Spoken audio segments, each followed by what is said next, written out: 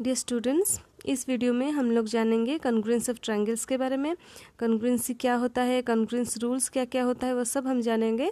लेकिन उससे पहले एक छोटा सा एक्टिविटी करेंगे ताकि हमें ये पता चले कि कॉन्ग्रुएंट किसे कहते हैं, कॉन्ग्रुएंसी क्या होता है, इसके ऊपर थोड़ा सा हमारा बेसिक नॉलेज आ जाए। ठीक है, तो हमारा एक्टिविटी क्या है? Take 2 stamps of same denomination, place 1 stamp over the other.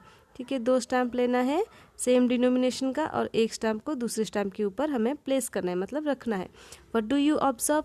1 stamp covers the other completely and exactly. ठीक है, completely and exactly. This means that the 2 stamps are of same shape and same size. Such objects are said to be congruent. वैसे object को क्या कहेंगे? Congruent objects कहेंगे। ठीक है, जिसका शेप एंड साइज सेम होगा। ठीक है, the 2 stamps used by you are congruent to each other. क्या है? एक दूसरे के साथ कॉन्ग्रुएंट है। क्यों है?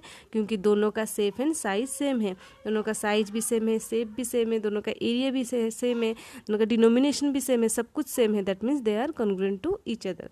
कॉन्ग्रुएंट का सिंपल मीनिंग क्या है? आइडेंटिकल। ठीक है, मतलब दोनों एक दूसरे के साथ एग्जैक्टली आइडेंटिकल होना चाहिए। तो हम इसमें से एग्जाम्पल कुछ लिख सकते हैं। जैसे यहाँ पर दिया गया है, shaving blades of the same company.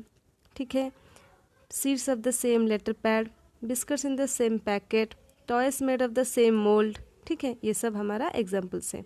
ऐसे ही आप और भी बहुत कुछ एग्जाम्पल्स अपने डे टू डे लाइफ से निकाल सकते हैं। Two geometrical figures are congruent if they have exactly the same shape and same size. ठीक है, ये समझ में आ रहा है। 2 ज्योमेट्रिकल फिगर्स को हम कॉन्ग्रुएंट तभी कहेंगे जब दोनों का शेप एंड साइज सेम हो। दैट मीन्स दोनों एक दूसरे के साथ एग्जैक्टली आइडेंटिकल हो। ठीक है, 2 line segments are congruent even only if their lengths are equal.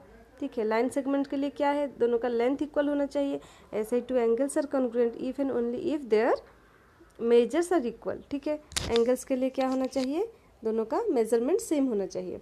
Similarly two triangles are congruent if and only if their corresponding sides and the corresponding angles are equal. ठीक है, corresponding sides and corresponding angles are equal होगा तभी जाके हमारा triangle भी congruent होगा।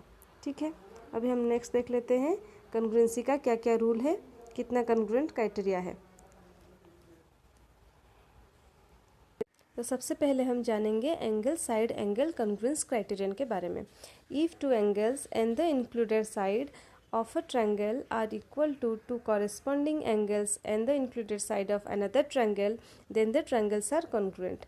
जैसे कि नाम से पता चल रहा है कि angle side angle congruence criterion, ऐसे ही फिगर में भी दिख रहा है एंगल साइड एंड एंगल। ठीक है, दिख रहा है पूरा एग्जैक्ट सेम फिगर है, मतलब इसका ये वाला एंगल 60 डिग्री इसके साथ इक्वल है, इसका 45 डिग्री इसके साथ इक्वल है, और बीच में इंक्लूडेड साइड जो है ये 4 सेंटीमीटर है, इसमें भी 4 सेंटीमीटर है। दैट मीन्स दोनों ट्रायंगल एक दूसरे के साथ कॉन्ग्रुएंट है। मतलब ये हो गया हमारा एंगल साइड एंगल। नेक्स्ट हम जान लेते हैं side angle side congruence criterion के बारे में।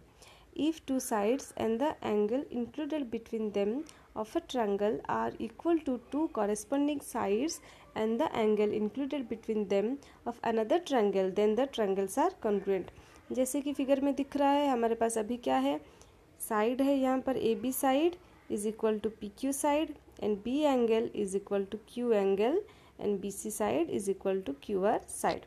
ठीक है, दैट मीन्स जो corresponding angles and corresponding side से सब इक्वल है। That means this 2 triangles are congruent to each other. ये हो गया हमारा side angle side congruency rule. Next है angle angle side congruence criterion. ठीक है, यहाँ पर angle angle side congruence criterion में क्या है? If any 2 angles and the non included side of one triangle are equal to the corresponding angles and the side of another triangle, then the 2 triangles are congruent.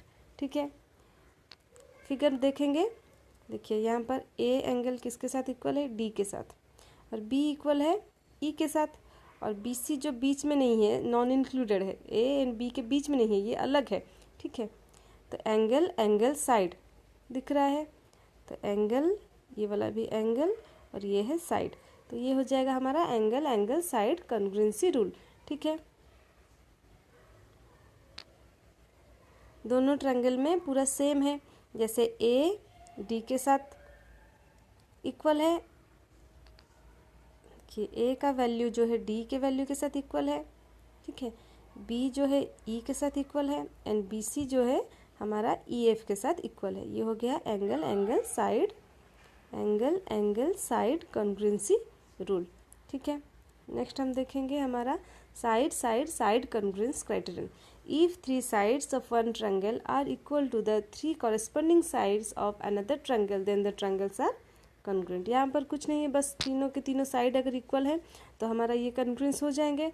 जैसे कि यहाँ पर दिख रहा है ये वाला 3.5 सेंटीमीटर है तो इसका ये 3.5 सेंटीमीटर है, तो यहाँ पर 4.5 सेंटीमीटर है, इसका ये 4.5 सेंटीमीटर है, इसका 4 सेंटीमीटर है, इसका ये ऊपर वाला 4 सेंटीमीटर है, दिख रहा है। तो ये हो जाएगा हमारा साइड कॉन्ग्रुएंसी रूल। इसमें हमें और एक बात ध्यान रखने की ज़रूरत है, जैसे अगर ये हमारे ABC है, ठीक है, अगर मैं यहाँ पर PQR लिखूँगी, ठीक है, तो हम क्या लिख सकते हैं, ABC